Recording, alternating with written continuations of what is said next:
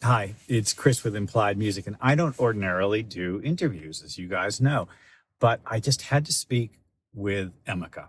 She's a composer, producer from living now in southern Germany, and for the past decade or so has been putting out really interesting stuff, including crowd-funded symphony, dance music, electronica. Her interests are far-ranging, but one thing that holds it all together is a deep commitment to sound, to the quality of sound, to the process of composing that flows out of the connection to the sound.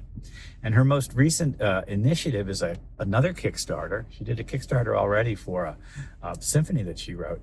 Another Kickstarter to build out a 3D home studio, 7-4-1, that will allow her to compose in that modality. Now, that's one of the things that is hard for, intermediate level composers. Someone like myself, I've got a stereo and sub, that's it. And getting a system like that together is a big deal. Well, I want to amplify that Kickstarter message because I really believe in her work. And additionally, she's got some great ideas for, perks and rewards for the Kickstarter supporters that will give us insights into the process. And I do want to understand and know and find out more about that, because questions like, what's it like to try to get this going? What are your expectations? Well, what are the actual real results? What do I hope for and what do I actually get? Those things are fascinating to me, and I hope to you as well. Additionally, she's just a terrific composer and a thoughtful musician. I really enjoyed our conversation, and it went on for a long time. We just started talking, on Zoom, rolled right into it. So there's no really good introduction in our conversation. So that's why I'm doing this. And of course, this is edited for length, as they say. So enjoy this conversation. This is the first time I've ever done an interview like for my channel like this, although I know you've done stuff like this a lot. I mean, bits and pieces where there was something interesting. But yeah, I'm a fan of your channel, and I was really excited when you reached out. And I'm interested to see how you put it together, what your vision is. So thank you. I thought it was a risk to reach out to you because honestly, I'm a little starstruck. Your original music is just fantastic. I Thanks. mean, I've been listening to Vega on like repeat the past week, and what you're doing is I just feel such a connection to it. It's it's so about sound design. It's so about the sound itself, and that makes me really excited. Oh, cool. Thank you. Yeah, Vega, like a internal joke with myself, is what I call my burnout record. It's like my burnout trilogy.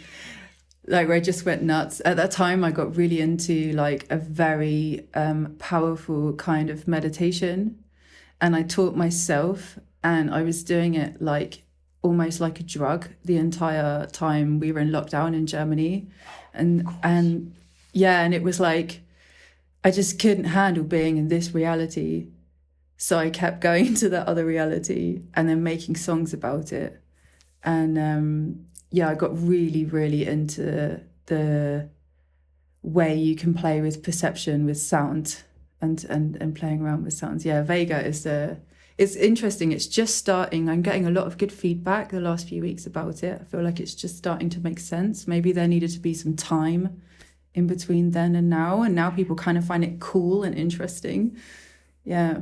It's a very mature record, and I just passed it on to a DJ friend of mine, and we were talking about how it's clearly got, song form energy, but it also seems to be informed by the kinds of activities that a DJ does as they remix, pull things in and out. There are these deep moments that just go down to like a really dark kind of nothing, and then it explodes out again. It's just very, very cool. And you've obviously collaborated with a number of people on it. I don't know how you managed those collaborations under lockdown, but it was wonderful. Thank you. Yeah, I mean, everybody had free time.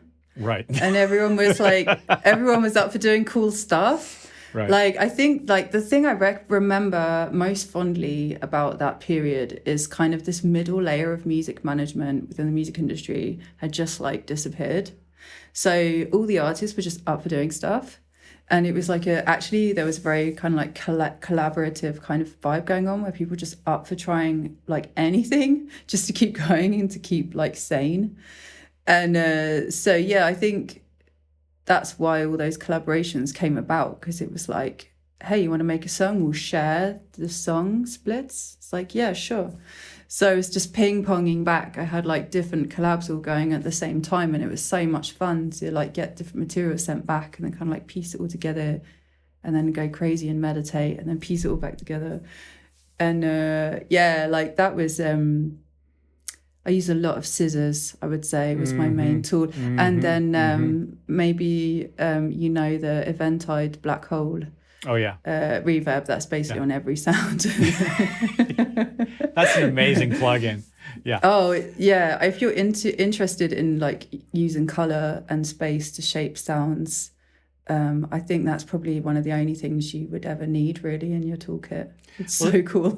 It's clear to me just listening to your music that you've got a really, you've got a strong sense of the whole studio as an instrument. What I'm excited about talking to you about was this sort of new initiative that this is what prompted me to reach out to you, because you're planning a new album and you're planning it as an immersive experience, and you're crowdfunding a three-dimensional space for yourself, and not just for yourself, but it has a collaborative component as well, or at least a collegial and community component. And I was just hoping you could say more about that, because it's just fascinating to me. Sure, I would love to talk about it. I guess it's kind of like everything that I've ever experienced or explored up until this moment is in this. And obviously, if I hadn't have done so many different kinds of projects until now, I might have not arrived at this place. So the most direct connection, or the most direct sort of source of inspiration for doing this, has been performing live in some of the really biggest planetariums across Europe. And so through doing that, I've been, performing.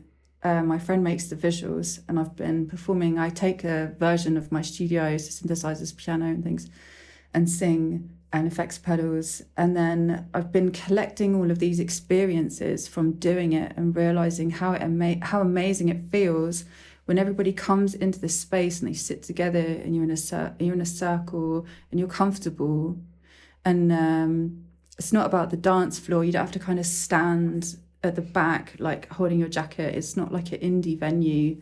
And it really just propelled my creativity like so far forwards.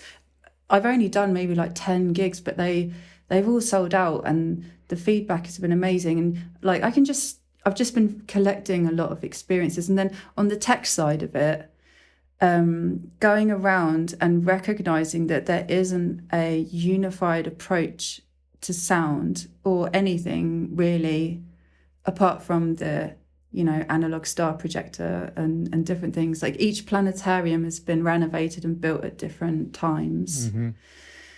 And so that kept raising the question of like, how are these all planetariums, and they're all connected, but how come they're, all have such different kinds of setups?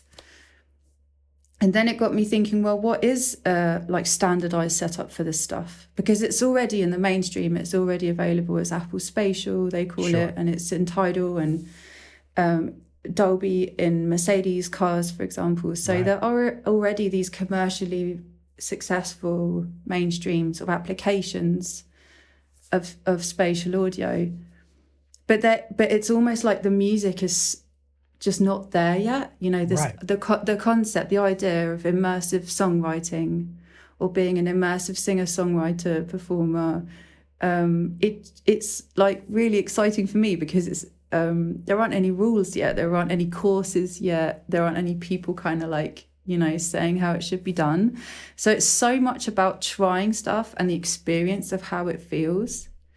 And I just really, truly feel like that's the best way to make music, rather than learning about it and then trying what you've learned. It's so cool to just get out there with an idea, even if it's not like perfect in the first iteration. It's so nice to just have proof of a concept And then you can like, everything inspires everything else, you know? So if you don't just have that first like stab at the idea, you're not really going to go anywhere with any of it, you know? So that's, so, and then I thought, well, for myself, it would be really good if I could make a studio and some kind of standard. And I've settled on 714, which I can talk about. Yeah, I mean, I'd love you to talk about the technical side of it. I'm sure, you know, the viewers would be interested in. But I'm also interested in what you've said so far is essentially like sort of the artistic impetus to it. There has to be a reason. The reason comes out of the performance and observing the fact that there's no standard right now. It's like rock and roll 1962. What is it? Nobody knows. Yeah, maybe. Everybody kind of thinks they know, but nobody really knows. Yeah. It's a bit of a struggle. Now you have a specific setup in mind, I guess, for the studio that you want to build. Yeah, I mean, sort of. I mean, sure, yeah, I do. Yeah. Like 7-1, I'd like to have a 714 what does that system. mean? So it's the positioning and the number of speakers that you have. So 2 at the front, left and right stereo, a center one, 2 at the sides, 2 at the back, and then 4 additional ones at the top. Yeah, so you have like another layer. So in my mind already, it's a dome. Yes. It's already like a mini planetarium in my studio. Because the other thing just to mention is, every time I've done a planetarium show and come back, it's been really hard to just make music like in my like how I normally do. And it's like so weird to try to have the illusion of putting sounds to the back, but they're not actually in the back. Right. And you know, like we're doing like mid-side mixing and stuff. Yes. And I just felt like, wow, I really wonder if me trying to get good at mixing has actually been me just wrestling with trying to put my music into stereo. Like maybe since I was a kid, because there was like 10 years where I didn't use any compression. And then there were years when I didn't want to use any EQ and I just wanted to like record the thing I was recording and not put anything on it. And then there have been years where I've used like tons of plugins and stuff. And I kind of wonder if that I actually always just struggled to put all of the layers into 2 speakers, because I've always been interested in like, but how do you put the voice in the middle of everything? Like, how do you get the singer to sound, you know? I've always been wondering about like the space in the back, which you obviously don't have in stereo. So yeah, I'm curious to test myself to see if maybe this is like where I was always supposed to get to. And it would be so interesting, wouldn't it, if I recognized I've spent basically like 20 years, like since I was 14, thinking that I'm like, that this is hard and I'm struggling and compression, oh my God, and I need better tools. Like, wouldn't it be funny if I just realized that like, I just needed a couple more speakers? Are there even studios that you can go to record and compose this way? I don't know, not around, I can't think of one around here. I'm in the on the west coast of in California. I mean, there's definitely engineers where you can have your stuff mixed. Yes. But mixing is different from composing, isn't it? Yeah. Yeah, it's very, very different. And like, that's what I'm the most excited about, is being able to, because I want to have it as a recording studio. Yes. Almost like an enlarged control room. Yes. So it's like, we're just going to put everything in the control room because that's where you want to be anyway. Even when you're playing, like it's always strange to go behind a window and be like, hello, and play, you know? Yeah. So I think just stick it all in a room and get the vibe and the atmosphere right in the room. And yeah, I think there's going to be so many interests. I think there's going to be a lot of things that I think are going to be amazing. I'm going to try them and they're just going to be awful, or like really like pointless, you know, or you know. So like you said about it being an emotional experience, actually a lot of the music that I've already written and prepared, it's just on paper on the piano. Mm-hmm. And I've been actually wondering, I think there's going to be 2 ways I'm going to approach it. So I think one will be aspiring to be as beautiful as nature is, as you know, natural sound. I think that would be one approach. Then the other approach would be the Vega approach of going completely nuts and like using every speaker to like maximum effect. because you can do some crazy stuff with the sound, you know, and then I think that will inspire completely different kinds of like, I don't know, maybe even genres like beats, or it's endless, you know. Your imagination is kind of the only limitation, I think. I'm very excited about this possibility. Listen, we're going to link to the Kickstarter in the description of this video, and I've already signed up because I'm curious to see what's going to happen. And this is going to be a long process, I presume. I mean, what's the arc of this for you? Do you know? Yeah, so hopefully successfully crowdfund, Yes. which is going until the 1st of April. Yeah. And then hit the ground running. Hopefully that will be successful, and then immediately get all of the gear that we need and start building. And I'm preparing tons and tons and tons of songs, so I'm kind of ready to start. Mm-hmm. And I think as soon as I have like a first like raw iteration of the album, I'm going to send it to all the backers. Yeah. And throughout the updates, I'm going to keep everyone in the know of how it's going. And yeah, there's a lot of rewards that are available from November this year. So I think that's like realizable. I'm not touring, you know, much, just here and there, more planetariums when they pop up. I love the idea of planetariums. I want to get into one. As soon as you said that, I was like, yes, of course. You know, I don't want to take much more of your time because, and this is in itself just a great topic, but I'm actually really interested in you as an artist. I wondered if you could just describe a little bit about your background and how you came to, if you can, you know, how you came to be in the place that you're at now. I mean, you're obviously a good piano player and stuff. I mean, what was your training and early musical experiences? Well, I think I've always had a natural ear, and I used to play along to like horror films, and I don't know, I was like just with TV shows in the background as a kid. And then I very clearly heard China Girl by David Bowie when I was 12, and I heard the echoes and the sound of that song. Like that song just shines out of the radio when in comparison to all of the other like nonsense that gets played. And I remember like just really going to my dad, trying to read the paper, just really being like, Dad, like what is this? Who is this? But why does it sound like that? And he just couldn't really understand what the question was. So and then I got also, the first time I cried was hearing Chopin, one of the Chopin piano nocturnes. And I also was 12 and felt really confused why I just was crying. Like it was, I didn't want to go for a walk with my parents. They went on a hike and I stayed in this family friend's house on my own. And I was just going through CDs and just found Chopin, just had nice, pretty landscapes. I just put it on. So I had those experiences with music, like privately, you know.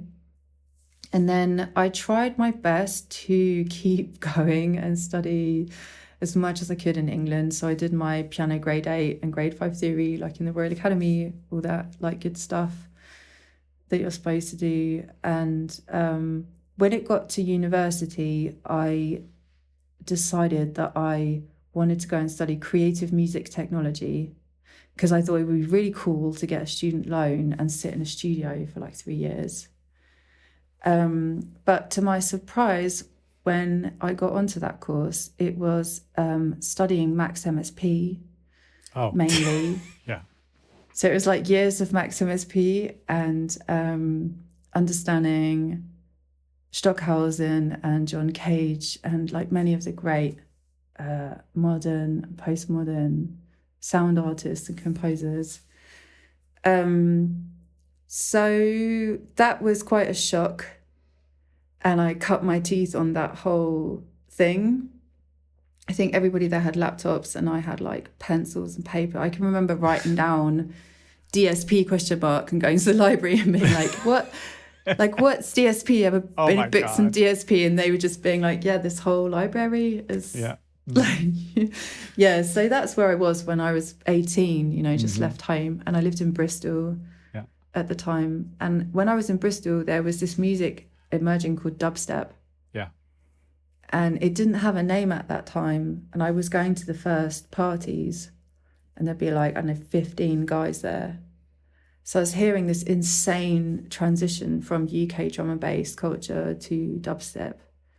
And it was so like, like often there was like nothing there, like so much space in the beats and rhythms. That was amazing. And I'm still friends with quite a lot of the pioneers from that music today. So yeah, and then I got a job at Native Instruments, and like I worked as an au pair in Berlin, and then decided to stay in Berlin and managed to get a job as a sound designer.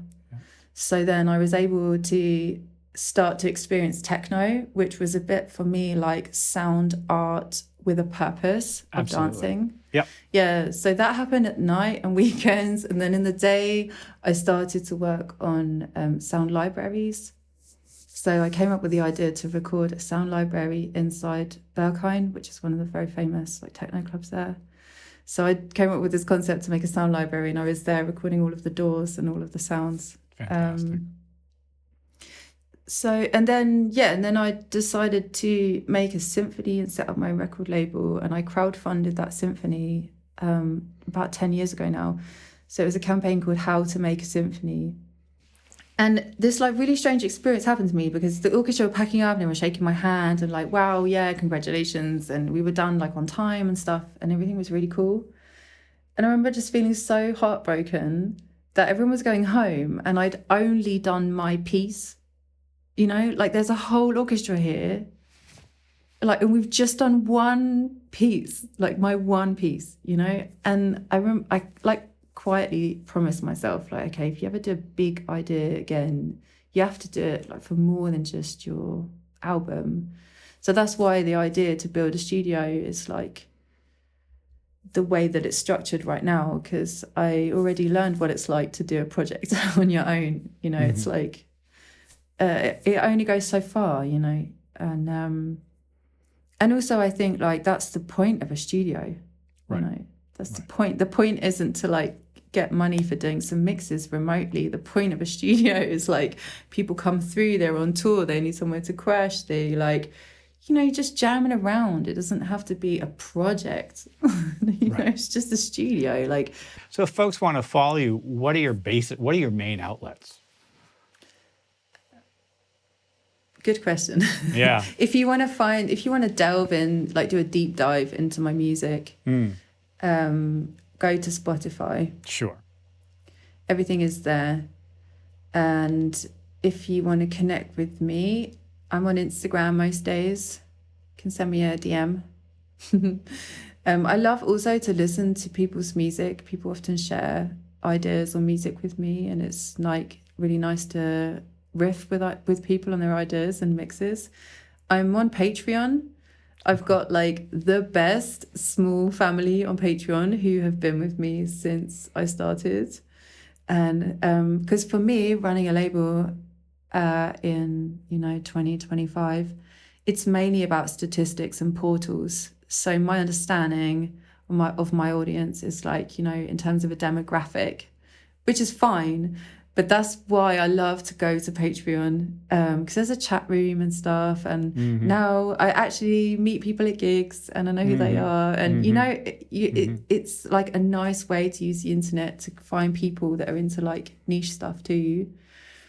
So Patreon, and a lot of the stuff I'm writing, I share there as well. A lot of the work in progress is there. And I've got a newsletter and Facebook and all the other stuff, but I think mainly Spotify, Patreon, Instagram. Thank you. Well, again, thank you so much for talking with me today. I'm very happy that you took the time. You're welcome. My pleasure. Bye for now. Bye.